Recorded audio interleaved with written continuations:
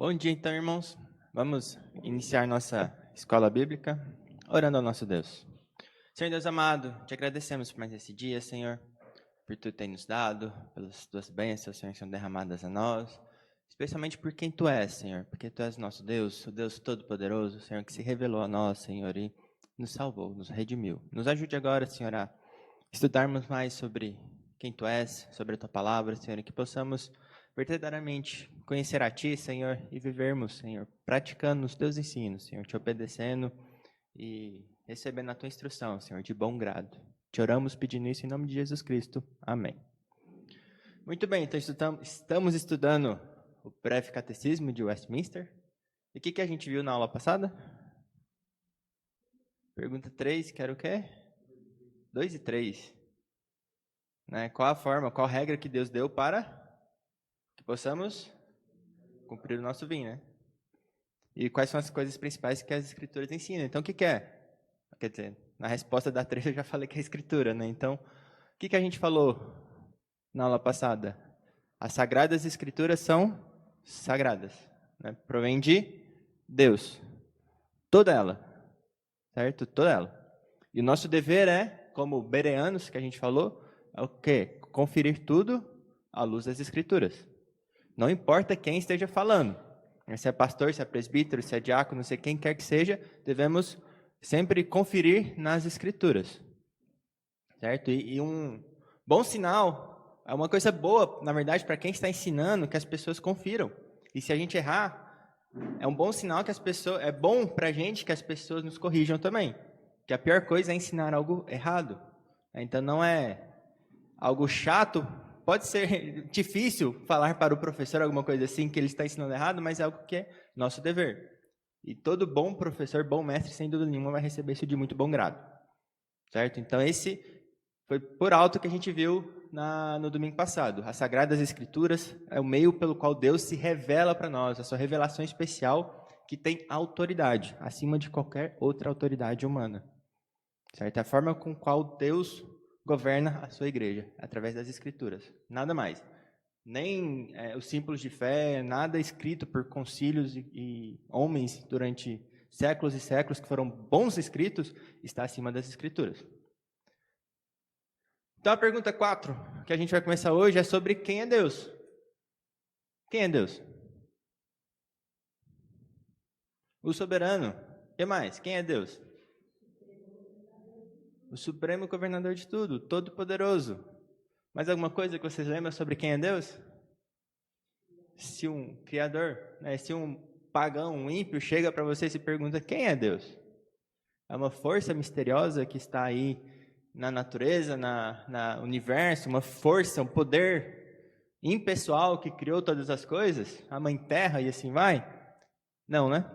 Então quem é Deus? A pergunta, o catecismo, eles colocaram a seguinte resposta: Deus é espírito, infinito, eterno, imutável em seu ser. Sabedoria, poder, santidade, justiça, bondade e verdade.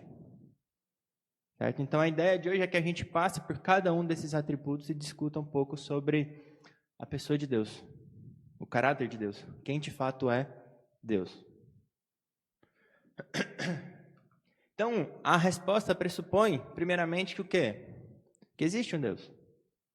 Certo? Deus existe. Embora hoje em dia muitos afirmam que Deus não existe. Certo? Não poucos afirmam que Deus não existe, ou Deus está morto, Deus não, de fato, existe.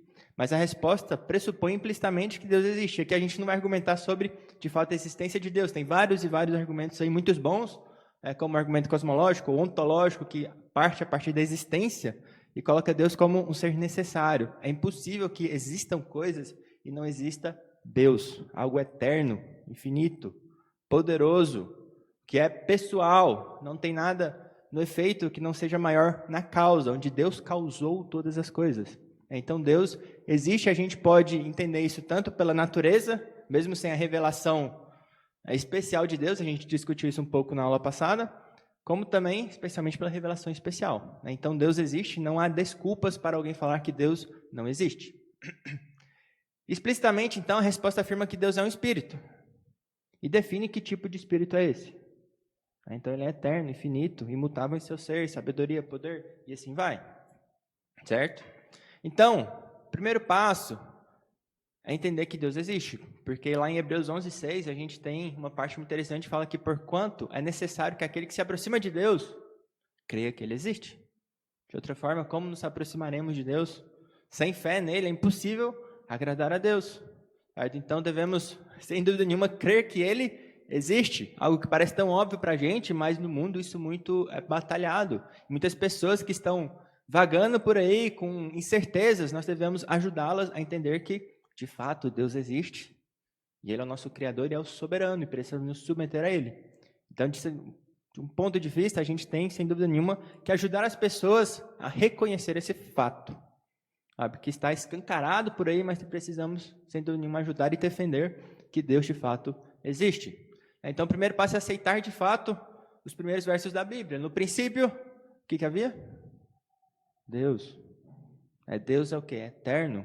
Então, antes que a terra se formasse, antes que as coisas passassem a existir, antes que houvesse tempo, Deus existe. Certo? Então, no princípio, Deus. E Thomas Watson, ele fala uma coisa interessante, que ele coloca que a noção de uma deidade está impressa no coração do homem, bem como é demonstrada pela luz da natureza, que a gente já viu na aula passada. Então, ele fala o seguinte: acho difícil o homem ser naturalmente ateu. É difícil o homem ser naturalmente ateu. Até Freud, toda a psicologia, fala que deuses foram criados para que a gente pudesse o quê? Argumentar contra as forças que são impessoais, por exemplo, contra as forças da natureza, contra o trovão, contra a chuva, contra coisas que a gente não consegue argumentar, porque contra homens que vêm contra nós, a gente pode falar: não, tá bom, eu te entrego todo o meu tesouro, eu sou teu servo. A gente consegue argumentar para fugir de algum sofrimento, mas para a natureza não. Então a gente cria, a gente personifica esses poderes que não conseguimos negociar e criamos deuses a partir disso. Nós vimos na Bíblia que isso é completamente contrário, como a Bíblia ensina. Como Jesus Cristo, por exemplo, quando ele acalmou a natureza, o vento, a chuva, o barco, qual foi a reação das pessoas? Elas estavam atemorizadas pelas suas vidas por causa da natureza, que é uma força incrível. Mas quando Jesus parou, o que eles falaram? Agradeceram, ficaram calmos e relaxados? Não, eles aterrorizaram mais ainda, porque estão na frente de um Deus santo. Quem é esse que pode parar toda a força da natureza? Então a Bíblia já deixa claro que toda essa teoria sobre de como a religião foi formada no ser humano é totalmente inconsistente. Então Deus existe, é dificilmente um homem ser naturalmente ateu. Continuando então, Thomas Watson fala, ele pode desejar que Deus não exista e pode lutar contra uma deidade, mas não pode em sã consciência crer que não há Deus, a menos que sua consciência esteja cauterizada pelo acúmulo de pecado. E por esse mesmo motivo encontra-se em um estado tão grande de letargia que já tem atingido seu senso e sua razão.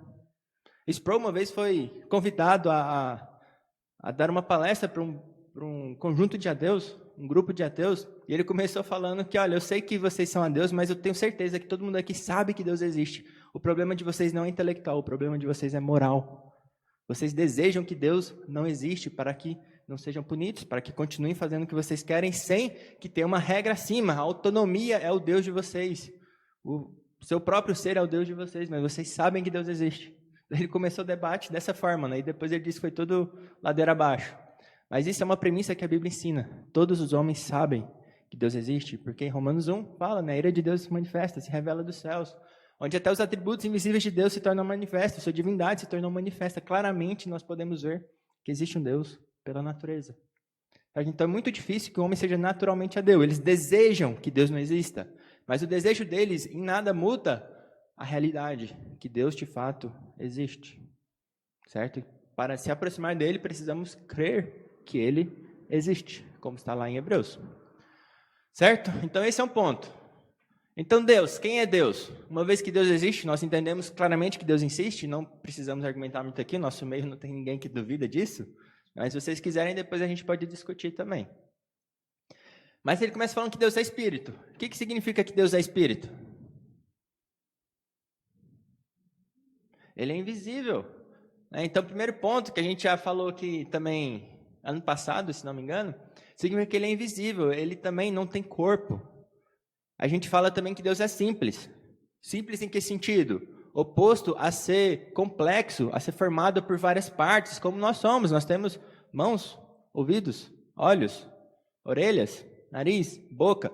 Deus não é composto de várias partes. Ele é simples, ele é único, né? Indivisível. Ele é diferente de qualquer outra criatura. Certo? Então Deus é espírito, invisível, não tem partes, não tem corpo. Por mais que na Bíblia a gente vê todo aquele antropomorfismo, né, onde fala que Deus descreve Deus agindo como homem, com parte de homem, com braço, mão, mas é para o nosso entendimento, para ficar claro para nós, uma linguagem que nós podemos entender os propósitos e a ação de Deus. Então João 1,18 fala que ninguém jamais viu a Deus, certo? Porque Deus é espírito. Mas o Deus unigênito, que se tornou homem, como nós, que está no seio do Pai, é quem o revelou. Então, quando veremos Deus, veremos a face de Cristo. Certo? Então, Deus, primeiramente, ele é invisível, porque ele é espírito. E um ponto que a gente discutiu também, mas vale a pena retomar, é sobre como cultuar a Deus. Uma vez que Deus é espírito, como é que nós podemos cultuá-lo? Qual é a forma que devemos cultuá-lo? E aqui tem esse pastor que é presbiteriano. Ele fala o seguinte, né, em meios presbiterianos, muitas vezes se ouve a acusação de que o culto é muito frio, muito formal, né, sorveterianos, né, um culto muito frio e formal. Se isso é verdade, será que a razão não se encontra no fato de o povo de Deus ter deixado de adorar em espírito e em verdade? Então ele não está falando como se fosse uma acusação, mas por quê? Por que o culto é frio? Se vocês realmente estão achando frio, não é porque a gente não está adorando de verdade, em espírito, em verdade? Então muitos sentem que o culto diz respeito a cerimônias ou observâncias visíveis, as cerimônias que são sombras do passado. Então, muitos sentem que o culto deve ser isso. Ele fala, de fato, muitos têm a tendência de sentir que é difícil prestar culto sem um templo bem ornado, sem uma linda música. Não nos esqueçamos de que o culto a Deus é espiritual. Calvino declarou, se manifestamos uma reverência apropriada a Ele, preferindo antes a vontade dEle à nossa, segue-se que não há outro culto legítimo que se possa prestar a Ele, senão a observância da justiça, santidade e pureza. Então, primeiramente, o culto é o quê? É espiritual. Precisamos de um templo bem ornado? Precisamos sequer de um templo? Afinal, o que Jesus falou para a mulher lá samaritana? Não precisaremos mais do templo. Chegou o tempo já em que podemos adorar a Deus em espírito e em verdade, em qualquer lugar que estejamos. Certo? Então, Deus é espírito, por isso a forma que nós o cultuamos é bem mais livre do que antigamente, quando tinha cerimônias, rituais, templo, local. Agora nós podemos fazer em qualquer lugar. Podemos ser presos e lá no cantinho da nossa cela cultuarmos a Deus. Certo? Porque Ele é espírito. Jesus afirma que Deus é espírito, certo? Nesse contexto que eu acabei de falar. Mas não é o único espírito. Anjos, por exemplo, são espíritos ministradores, como fala. Então, dessa forma, alguns atributos foram definidos pelo próprio catecismo em relação a esse Deus que é espírito. Atributos que a gente costuma dividir entre comunicáveis e incomunicáveis. Então, o que são atributos incomunicáveis? Que Deus não divide, que Ele não comunica aos seres criados. E comunicáveis é o que podem ser transmitidos, comunicados aos seres criados. Então, alguns atributos de Deus são incomunicáveis. É impossível que Deus os transmita a outro ser criado, como, por exemplo, infinito, eterno e imutável. Não é possível alguma criatura ser infinita. É impossível alguma criatura ser eterna, porque ela teve que ser criada. Então, houve um tempo em que ela não existia, e depois ela foi criada. Só Deus, que é eterno, que nunca foi criado, sempre é. Então, esses atributos, nem mesmo se Deus quisesse, Ele não poderia criar outro Deus, porque seria outra criatura. Certo? Então, não tem como ser transmitido, é incomunicável. Outros atributos, contudo, são comunicáveis, mesmo que não no mesmo grau que Deus os tem. Certo? Então, podem ser transmitidos a nós, como sabedoria. Podemos ter sabedoria. Não a onisciência de Deus, mas podemos ter sabedoria. Poder, podemos ter poder, fazer coisas incríveis, mas não se compara ao poder que Deus tem. Podemos ser santos. Santidade, na verdade, é um atributo que muitos discutem se é incomunicável ou comunicável, porque ela tem dois sentidos. Né? Justiça, também podemos imitar a justiça de Deus. Bondade e verdade. Nós devemos buscar que esses atributos sejam sempre no maior grau possível que possamos ter. Então, são atributos que são comunicados a nós, seres criados, e precisamos replicá-los. Afinal, Deus fala, sede santos porque eu sou santo. Então, devemos buscar a santidade. Por mais que pareça difícil, precisamos buscá-la, porque é um atributo que Deus comunicou a nós e precisamos replicar como seus representantes, como imagem do Deus Santo. Certo? Muito bem, então partindo para esses atributos, a gente tem o primeiro que é infinito, e tem um aspecto que a gente fala que Deus é incompreensível. Então vocês já ouviram falar que Deus é incompreensível? O que significa incompreensível? Que não podemos saber nada sobre Deus? Não, né? Não é que não podemos saber nada, nós podemos saber muitas coisas a respeito de Deus, e Deus se revelou porque nós podemos conhecê-lo em vários aspectos. Porém, ele é o quê? Infinito. Pode algo infinito caber no finito? Não. Então, nesse sentido, Deus é incompreensível. Não podemos compreendê-lo de forma abrangente, compreensível, porque ele é infinito. Não há fim para o ser de Deus. Como é que nós conheceremos a Deus completamente? O que é completo quando a gente está falando de infinito? Nós não conseguimos nem definir. Afinal, quando a gente define infinito, a gente usa o quê? Uma negação. O que é algo infinito? Algo que não é finito, como a gente sabe que é finito. A gente conhece muito bem o finito, a gente consegue descrever e entender muito bem. O infinito é algo que não é isso que a gente entende. É algo que abrange tudo o que é finito, certo? Então, 1 Reis 8, 27 fala, mas de fato, habitaria Deus na terra? Eis que os céus e até o céu dos céus não te podem conter, quanto menos esta casa que eu edifiquei. Salomão falando sobre o templo. Deus é infinito, nem o céu dos céus. Se você pensa que o universo é infinito, não, Deus é infinito.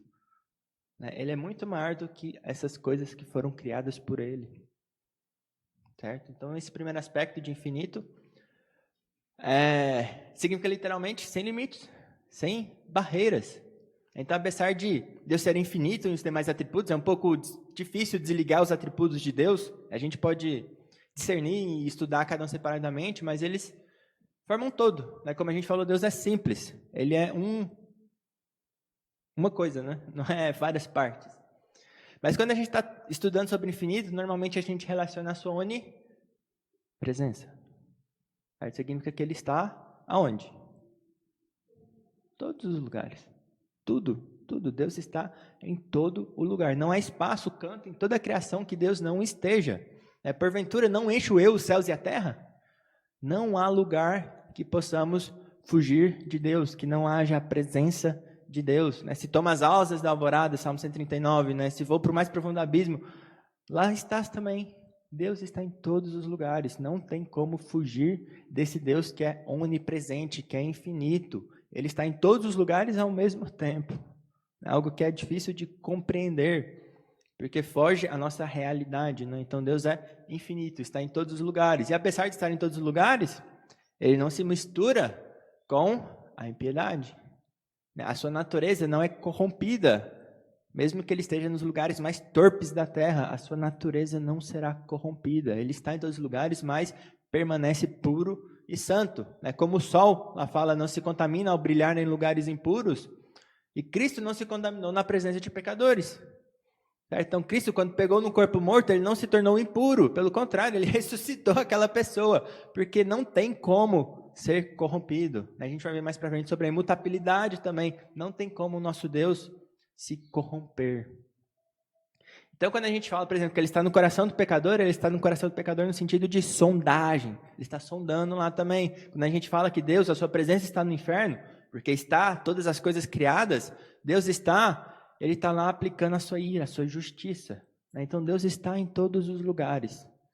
Não tem como fugir. Por quê? Porque Ele é infinito. A W. Pink, ele falava algo interessante sobre nós primeiro conhecermos a Deus de fato, seus atributos, que isso nos ajuda muito bem a discernir todas as heresias.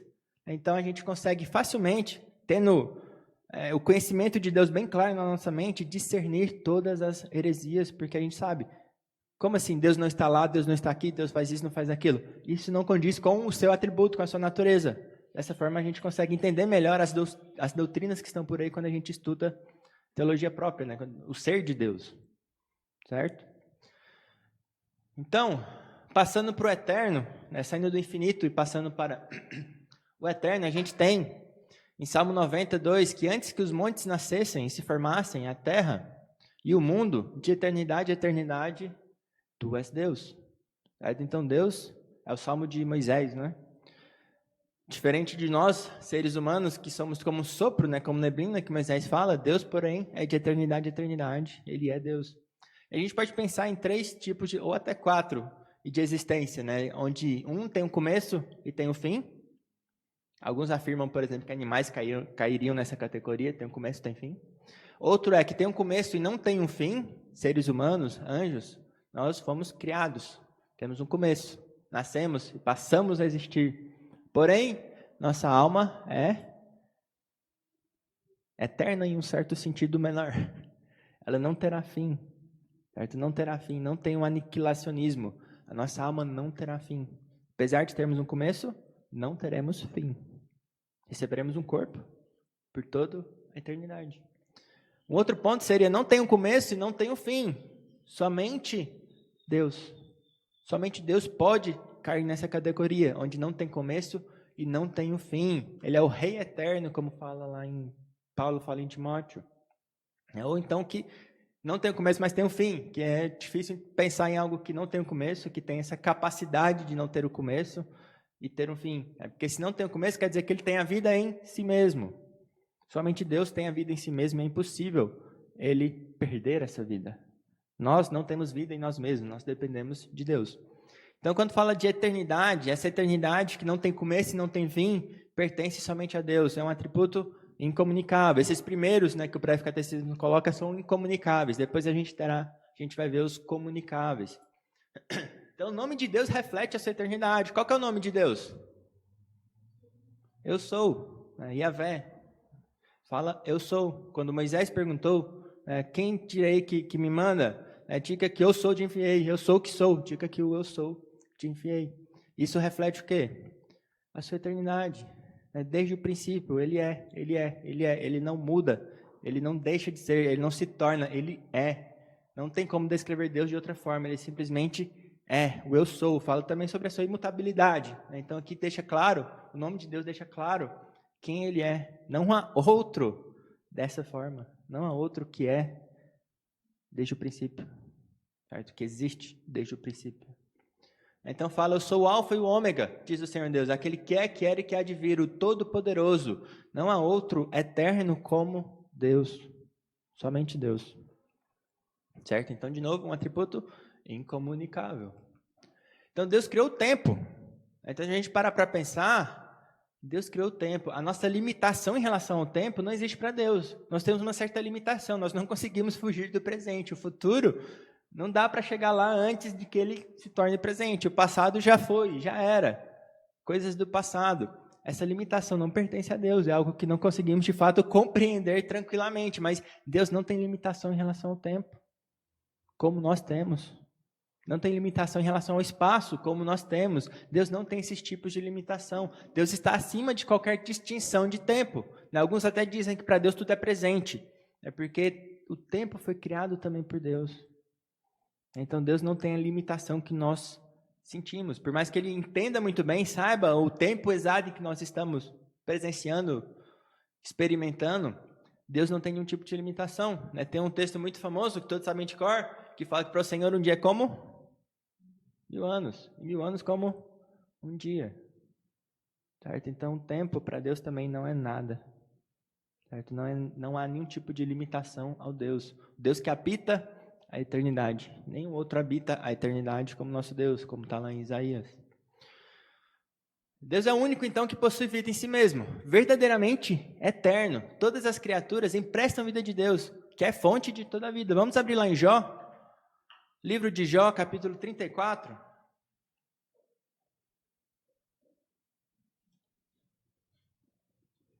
Versículos 14 e 15, Jó 34.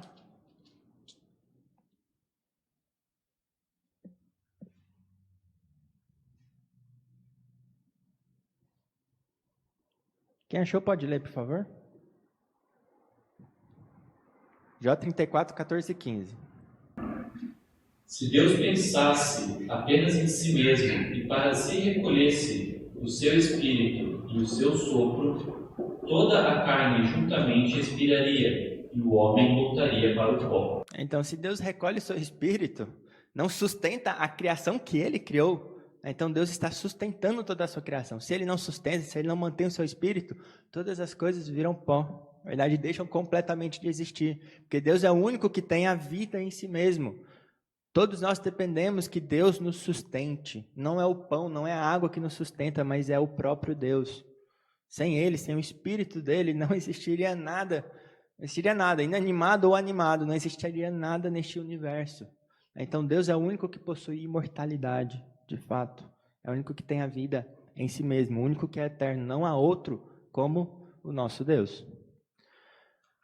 Muito bem, então a eternidade de Deus implica algumas coisas interessantes. A primeira, de um lado negativo, é que o pecador, o ímpio, o que ele pensa da eternidade de Deus? Quando Deus puni-lo, o enfiá-lo no inferno, Deus que não deixará de existir, que mantém a alma dele também, o corpo dele, por toda a eternidade, sofrendo a justa punição, uma punição que não cessa, algo que não deixará de acontecer jamais. Ele que viveu a sua vida desregrada, insensato, dizendo no seu coração que não há Deus, passará a eternidade sofrendo a punição devida pelos seus pecados. É esse Deus santíssimo, qual ele ignorou por toda a sua breve vida, passará a eternidade na sua punição. Por outro lado, para aqueles que foram regenerados pelo Espírito Santo, para aqueles que são seus filhos, que sofreram nessa vida por breve tempo, por um tempo muito curto, terão um eterno peso de glória. Eterno peso de glória. Tem uma música que é Amazing Grace, que a gente canta um pedaço dela aqui, onde fala que mesmo depois de 10 mil anos, né, adorando a Deus, não haverá menos dias para louvar a Deus do que quando primeiro começamos. Né? Então passou 10 mil anos e não tem menos dias, não está acabando, não está perto de acabar, nunca acabará. Nós poderemos adorar e louvá-lo como se estivesse no primeiro dia, né? Não acaba. Né? Então dá essa noção de eternidade. Né? Nós podemos louvá-lo por toda a eternidade, sem ter aquela noção de que está acabando, está chegando ao final. Nunca chegará ao final. O deleite que nós teremos em Deus para glorificá-lo, para se alegrar nele, será também eterno, não acabará. Então a eternidade de Deus é algo glorioso também para nós, para o nosso deleite. Certo? Muito bem, então outro ponto é que Deus é imutável. Deus é imutável em sua natureza e em seus decretos. Deus não muda, né? A sua mente não muda. Em Malaquias 3 fala, porque eu, o Senhor, não mudo. Então Deus é imutável, Deus jamais muda e não pode existir nele variação ou sombra de mudança, como está lá em Tiago. Vamos abrir também Salmo 102. Salmo 102, 25 ao 27.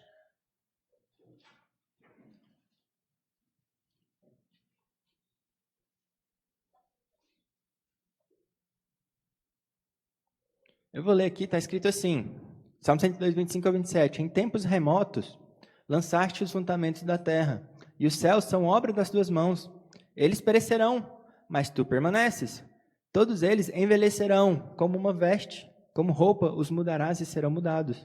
Tu, porém, és sempre o mesmo, e os teus anos jamais terão fim. Então Deus é imutável, é sempre o mesmo, ele não muda. Ele não cansa, o seu braço estendido jamais cansará e será recolhido. Deus é imutável. Então,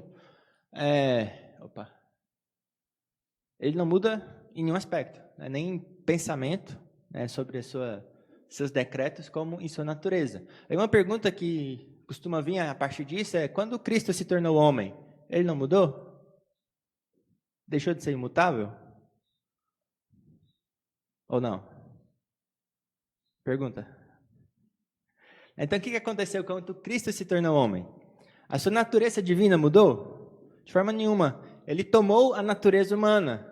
Agora ele é uma pessoa com duas naturezas. A gente já tem a Trindade, que vai ser tema da próxima aula, onde a gente tem uma essência em 3 pessoas. Agora a gente tem Cristo, que é uma pessoa com 2 naturezas. Então a sua natureza divina jamais mudou, permaneceu todos os seus atributos, como fala lá no Credo de Calcedônia. Então a natureza de Cristo, a única forma que a gente tem que entender é que todo mundo fala, qualquer coisa que a gente passa do Credo de Calcedônia ou remove, a gente está caindo em heresia. Então a gente se limita somente ao que diz lá no Credo de Calcedônia, que fala que a natureza de Cristo Não, também de novo é só com não. Quando a gente não entende, a gente só descreve como não, como negação ou privação. Então a natureza de Cristo não se confunde, as naturezas não se confundem, não se misturam e não se dividem, ou não se separam. Então qualquer coisa fora disso, a gente corre o risco de cair em heresia. E o ponto é que a natureza divina de Deus, de Jesus Cristo, não houve mudança nenhuma. Ele não se misturou com a natureza humana e se tornou um super-homem e um menos Deus, nem nada desse tipo. Sua natureza permaneceu intacta e imutável. Certo? Então, quando Cristo se tornou homem, a divindade não houve mudança. Certo? E o arrependimento de Deus? Deus mudou? Mudou a sua cabeça?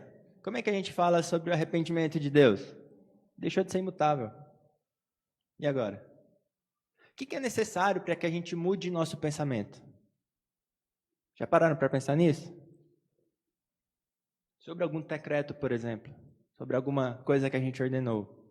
Algumas coisas precisam acontecer para que a gente mude. Primeiro, a gente talvez não tinha todas as informações necessárias para tomar aquela decisão. Agora a gente tem uma informação nova. Outra, a gente não tinha o poder suficiente para que a gente pudesse fazer com que aquela decisão realmente acontecesse. A gente tem que dar alguma adaptada. Né? Um fato que chegou à nossa mente, alguma coisa assim. Alguma coisa tem que acontecer para que a gente mude de cabeça. Mas pense em Deus. Alguma coisa falta para Deus para que Ele tome a decisão correta? Alguma informação falta para Deus para que Ele saiba exatamente o que vai acontecer? Algum poder falta para Deus para que faça com que o que Ele deseja aconteça? Não tem como mudar a cabeça de Deus.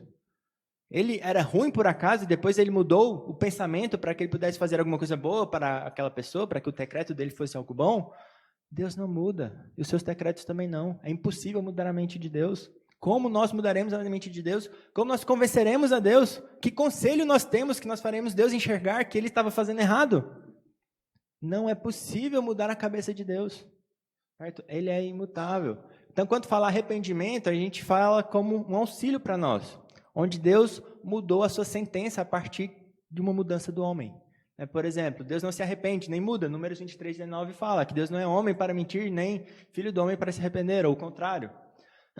Então, o que muda é o relacionamento de Deus com os homens. Ninivitas, por exemplo, que Jonas fala, que Deus fala que se arrependeu depois que os ninivitas se converteram, né? Então, o que mudou foi que os ninivitas mudaram seu coração, pararam de praticar o mal.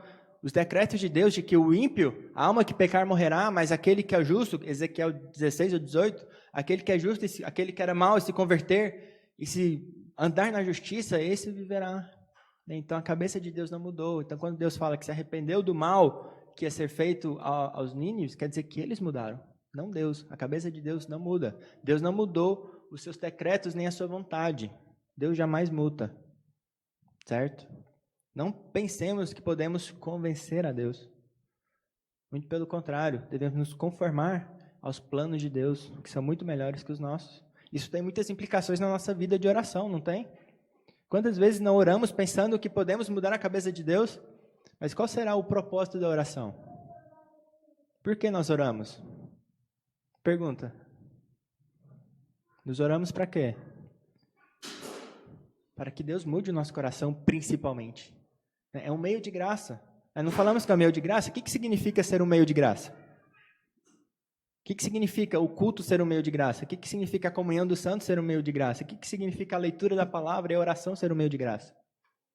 Quer dizer que é um meio? É uma forma que a graça chega a nós. Não é um meio que nós podemos transmitir conhecimento, informações novas a Deus para que Ele mude os seus decretos. Mas é um meio que Deus transmite a sua graça até nós. Não o contrário. Nós recebemos de Deus. Quem primeiro fez alguma coisa para que Deus recebesse? É Deus quem nos dá. Quem aconselhou a Deus? Ninguém.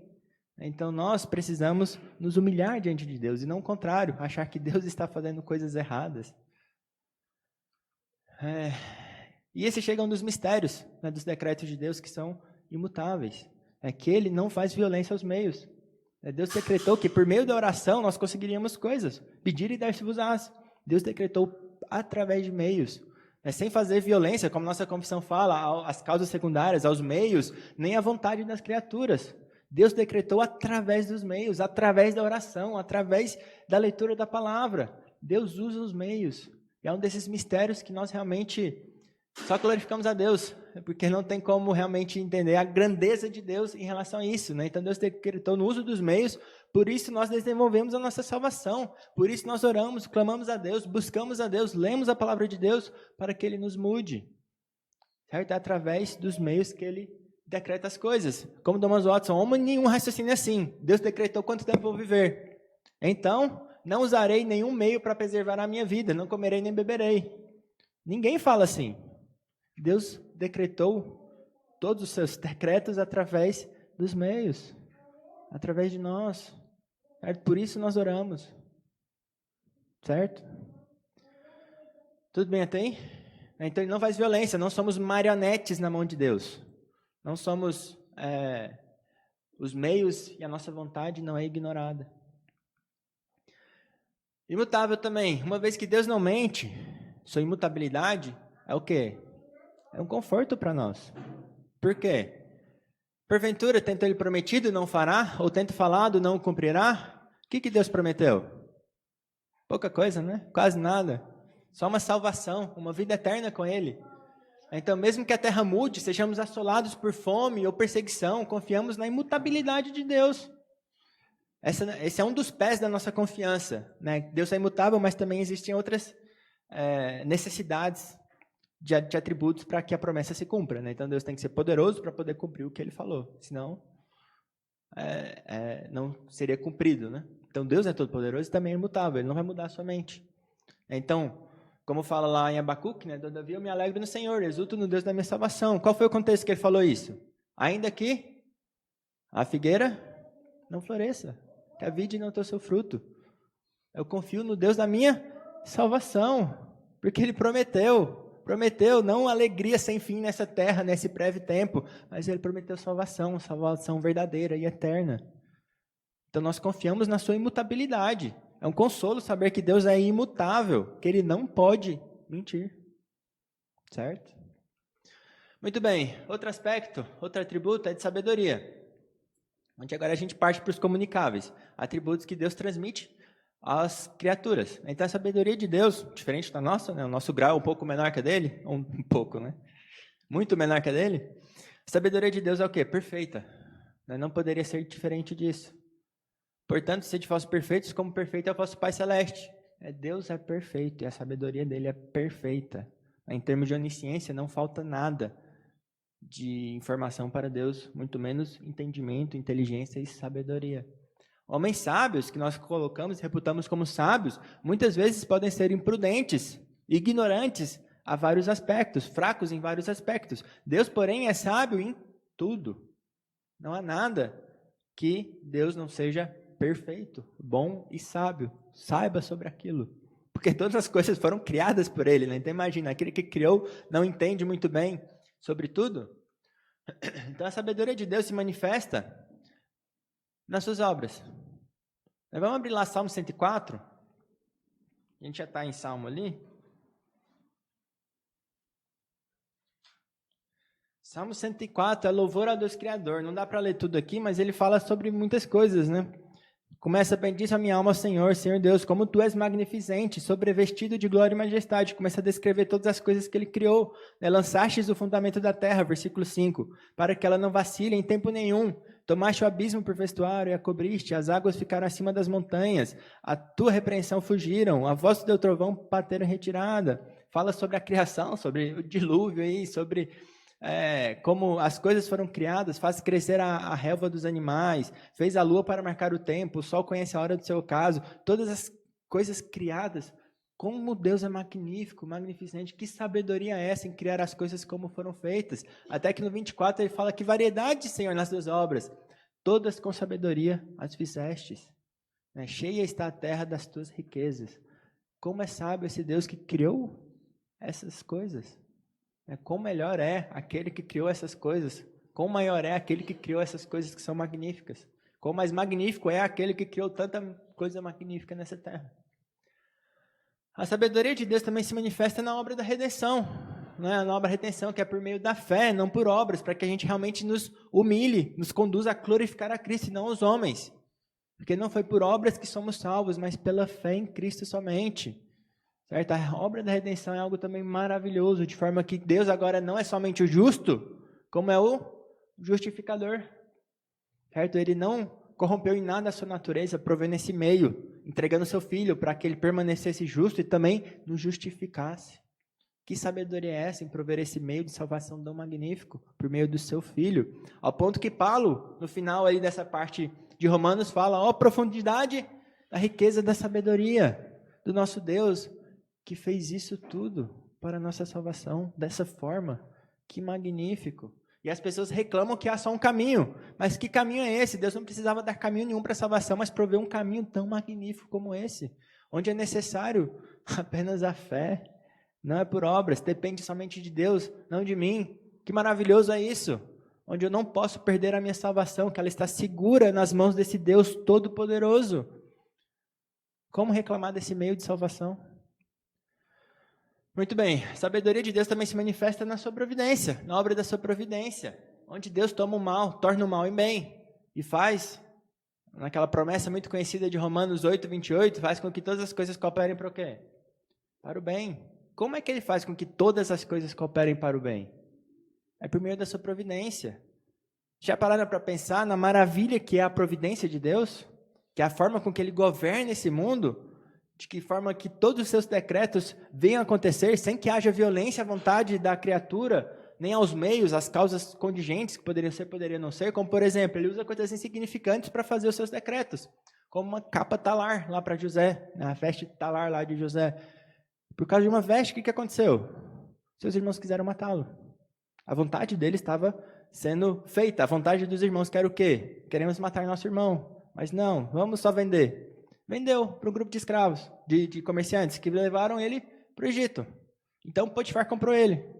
Aí teve a mulher de Potifar, que queria ficar com ele. Ele permaneceu fiel. O que aconteceu? Foi preso. Depois de ser preso, o que aconteceu? Tinha 12 pessoas lá com sonho. O que ele fez? Interpretou o sonho. E aconteceu aquilo que ele interpretou. Depois, o que aconteceu? Ficou muito tempo na prisão. Aí um dos caras que ele interpretou o sonho estava lá perto do rei, Faraó. O Faraó teve um sonho. Olha só, que coincidência. E ninguém conseguia interpretar esse sonho. Então, o padeiro lá, acho que era o padeiro, ele se lembrou de José. José foi lá e interpretou o sonho de Faraó. Faraó colocou como o homem mais poderoso do mundo, exceto o Faraó, o segundo homem mais poderoso de toda a terra. O que ele fez, então? Cuidou para que houvesse pão para o povo. Então os pais que estavam morrendo, toda a descendência de Jacó que ia perecer na fome, foi salva. Por causa de uma capa. Toda a descendência de Jacó foi salva. Cristo veio por causa da descendência de Jacó, por causa de uma capa. Então Deus, sem fazer violência aos desejos do homem, a sua vontade lá, concorrendo com a do homem, onde José falou claramente lá, vocês intentaram para o mal. E Deus estava por cima intentando para o bem. Ele salvou todo o povo por meio da sua providência, sem fazer com que as criaturas deixassem de fazer o que elas desejam. Quão maravilhoso não é isso? Que Deus pode fazer essas coisas? Que Deus há como nosso Deus, que faz com que toda a sua vontade seja feita, sem que faça violência às criaturas? Não há Deus como nosso Deus, não há outro que tenha tal poder e tal sabedoria. Não há outro, não tem outro tão digno como nosso Deus. É impossível colocar o nome de Buda ou de qualquer outra coisa criada aí na mesma frase que o nosso Deus. Ele é sobremodo excelso, magnífico. Ele faz os seus planos. Ninguém pode impedir a sua mão. Certo? Esse é o nosso Deus. É nele quem confiamos. É nele que nós depositamos a nossa alma, a nossa vida. Por isso nós sofremos aqui, porque sabemos quem é Deus. Certo? É importante que saibamos exatamente quem é Deus. Muito bem, então entra o poder. Deus é o Todo-Poderoso. Então ele tem autoridade e poder, ele pode fazer qualquer coisa que seja possível. Algumas coisas Deus não pode fazer. Por exemplo, ele não faz nada que contraria a sua natureza, moral, racional e assim vai. Ele não pode morrer. Ele não pode morrer. É impossível, ele tem vida em si mesmo, ele não pode morrer. Ele não pode mentir, contraria a sua natureza moral. A lei de Deus é um reflexo de quem Deus é, não é caprichos desse Deus, não são leis caprichosas desse Deus. Ele não pode criar um círculo quadrado, nem qualquer coisa, nenhuma besteira desse sentido. Então Deus não pode fazer nada que contrarie, que negue a si mesmo.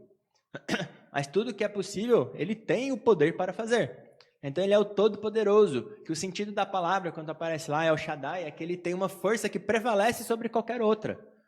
Ele prevalece sobre qualquer outro. Vamos abrir lá em Daniel, livro de Daniel, Nabucodonosor falando, que era o homem mais poderoso da época. Então, o homem mais poderoso da época, o que ele falou?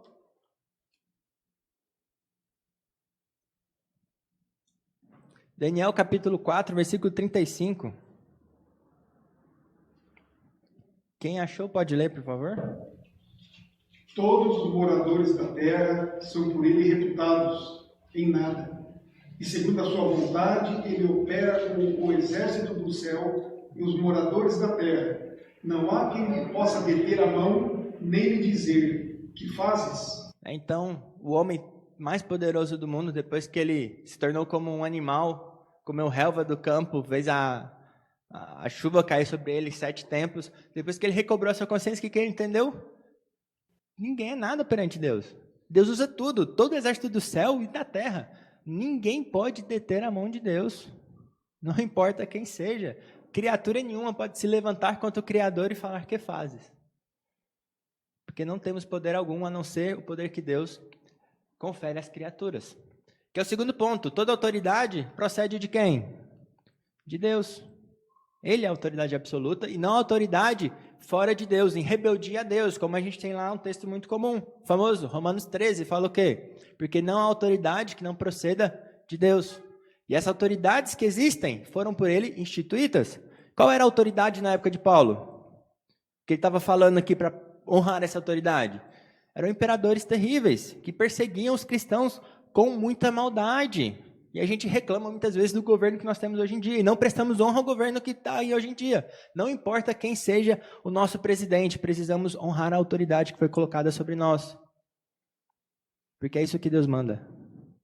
Toda autoridade procede de Deus. Não há autoridade que esteja colocada aqui não proceda de Deus. Certo?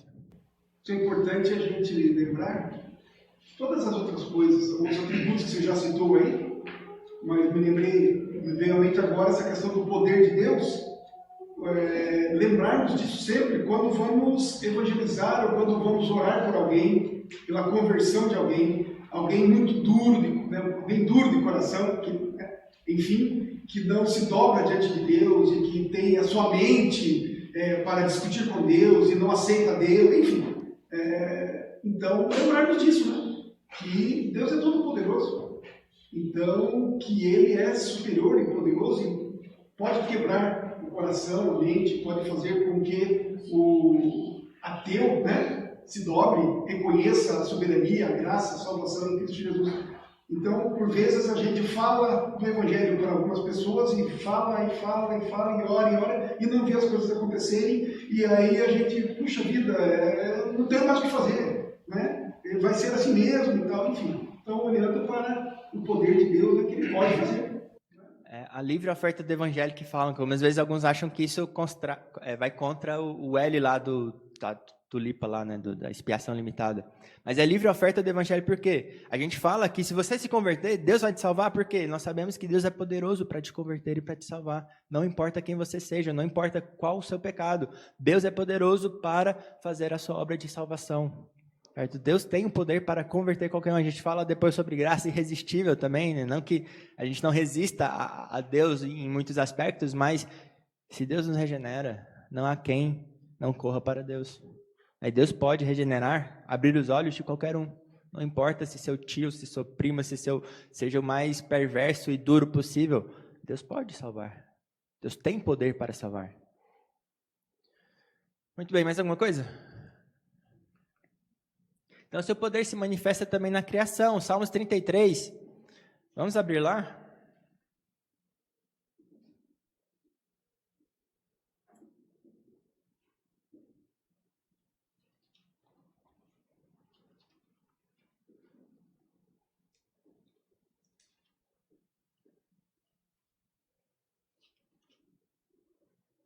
Então, 6 em diante, ele fala: os céus por sua palavra se fizeram, e pelo sopro de sua boca o exército deles.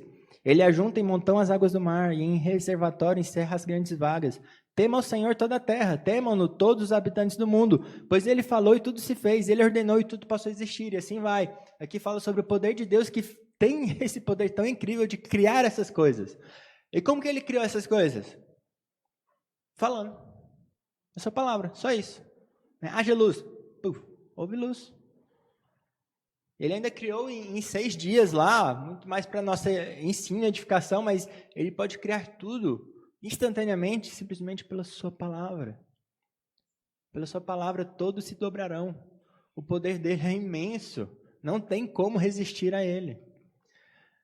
Muito bem, outro atributo então seria o da santidade, onde tem aquela disputa sobre ser comunicável ou não incomunicável. Então, um ponto em que a gente coloca como não comunicável ou incomunicável é a santidade no sentido de separação. Afinal, santidade a gente pode pensar em 2 sentidos, né? Separação, separados, ou puros, certo? De pureza mesmo, de não pecado. E no sentido de separação, Deus é único. Ninguém jamais vai ter nenhum grau de separação como Deus, porque Deus é o único que não foi criado. Ele é o Criador. Ele está acima de qualquer coisa criada. Ele transcende toda a criação. Ele é o único que é Criador. Nesse sentido, ele vai ser sempre separado, único. Não há ninguém ao lado dele. Por isso que muitos falam que esse aspecto seria incomunicável, porque não há outro que se aproxime dele, sequer se aproxime dele. Transcendente, né? Porém imanente, está no meio da sua criação e tudo. Mas ele é transcendente. Nesse sentido, ele é sempre diferente, único em relação a qualquer outro ser criado. Mas outro sentido seria o de puro, que é o que normalmente a gente discute quando fala assim de santidade. Então, Deus é santo, no sentido que ele não se mistura com qualquer impureza e pecado, como a gente já falou. Abacuque, né? Tu és tão puro de olhos que não podes ver o mal, e a opressão não podes contemplar. É no sentido que ele não se mistura a qualquer impiedade, não há nenhuma mancha em Deus. Ele é santo, santo, santo, é o Senhor dos exércitos. Thomas Watson fala, seu poder faz dele poderoso, sua santidade faz dele glorioso. Então a glória seria a manifestação da sua santidade. Ele é santo em sua natureza, seu ser é feito de santidade, assim como a luz é da essência do sol, ele é santo em sua palavra. A palavra dele, a palavra leva um selo de sua santidade sobre si, como a cera levava a impressão do selo. A gente não faz mais isso hoje em dia, né? Por isso é a tua palavra. Ela é comparada à prata refinada 7 vezes, em Salmo 12. Cada linha da palavra transpira a santidade, estimula a santidade. Deus é santo em suas atitudes. Tudo que ele faz é santo, não pode agir diferentemente daquilo que é. Não pode fazer injustiça, assim como o sol não pode negar sua luz. Justo é o Senhor em todas as suas obras. Então Deus não pode fazer injustiça. Não é próprio da sua natureza. Ele não pode ir contra a sua natureza. Ele é santo, santo, santo. Então 3 vezes repetindo lá o superlativo, que era a forma que os hebreus tinham. Né? Então ele é santíssimo. Não há outro santo como ele. Nós devemos ser santos como Deus. Então em que sentido nós devemos imitar a santidade de Deus? Aqui coloca como 2 aspectos, um pouco parecidos assim. Um é a nossa adequação em relação à sua natureza, que foi revelada a nós. A lei de Deus revela a natureza dele, o seu caráter. Nós devemos nos adequar, nos conformar à sua lei. E o outro é, obviamente, sujeição à sua lei, sujeição à palavra de Deus, sujeição à sua vontade. Então devemos ser santos, puros, nos conformando àquele que é puro, o padrão de bondade, esse padrão de certo e errado, provém de Deus. Muitas pessoas discutem isso aí filosoficamente, onde esse padrão de certo e errado tem que transcender a humanidade, que não tem como isso ter vindo de homens. O padrão é Deus, a régua é Deus. O padrão do que é bom, que é errado, né? O problema do mal, na verdade, não é um problema para falar se Deus não existe. É um problema que grita que Deus existe. Existe um padrão de bondade. Existe um padrão de bondade, que é nosso Deus. Nós devemos imitá-lo e copiá-lo. Certo? Bom, justiça, então. Ao Todo-Poderoso não podemos alcançar. Ele é grande em poder, porém, não perverte o juízo e a plenitude da justiça. Deus, mesmo sendo todo-poderoso, ele não perverte o juízo. Mesmo tendo poder em suas mãos, diferente de homens, que quando obtêm poder, especialmente poder mais irrestrito, como todos esses ditadores conseguiram por aí, Hitler, né? Então, como falam, qual a diferença de mim para Stalin? Ou de mim para o Hitler? É o poder que tem.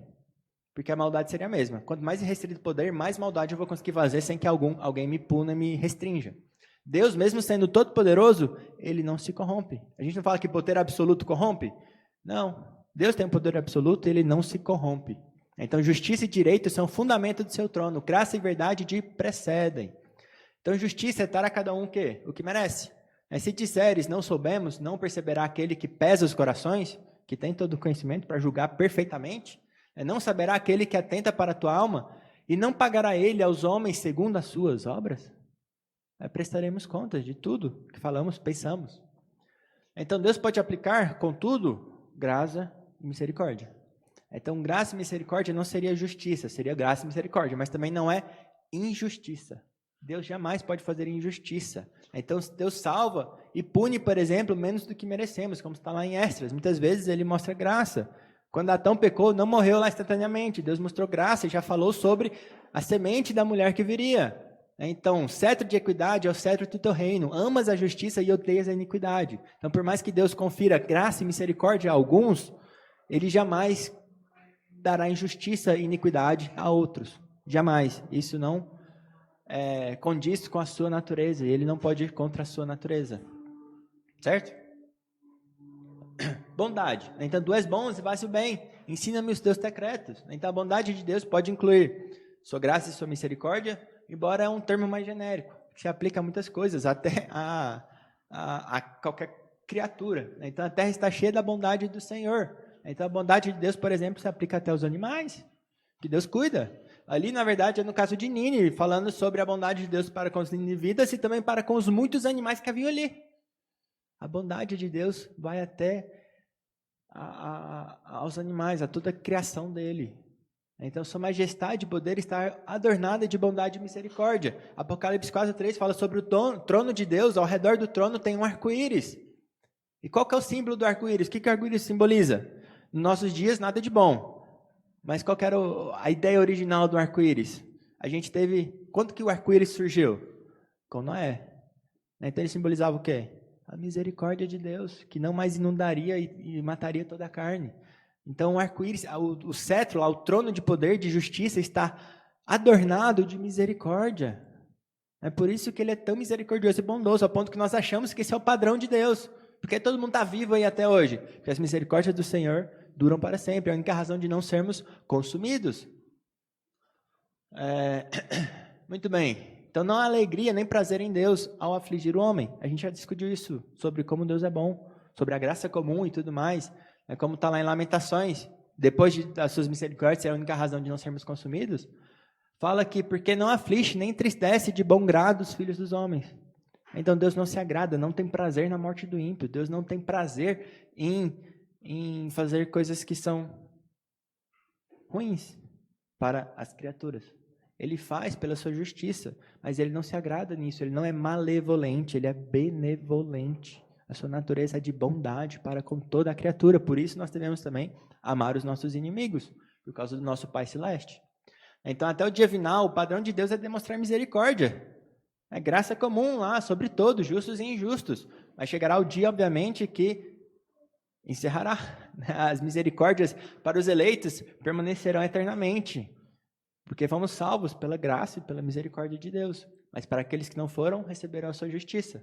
Então, a misericórdia do Senhor é uma causa de não sermos consumidos, que elas não têm fim. Está longe de acabar ainda, nosso tempo acabou. Ainda tem um pouquinho de bondade, na verdade. Então, a misericórdia de Deus, ela adoça todos os demais atributos. Está ao redor do trono. Ela adoça todos os demais atributos. O que seria de nós se houvesse só justiça e não misericórdia de Deus? Ninguém permaneceria.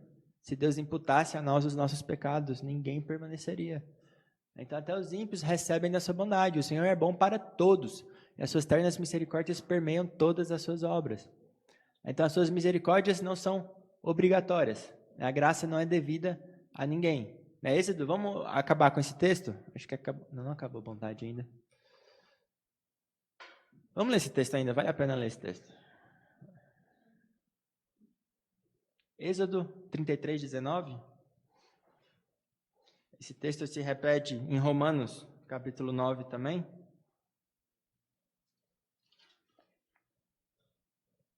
Êxodo 33:19. Quem achou pode ler, por favor.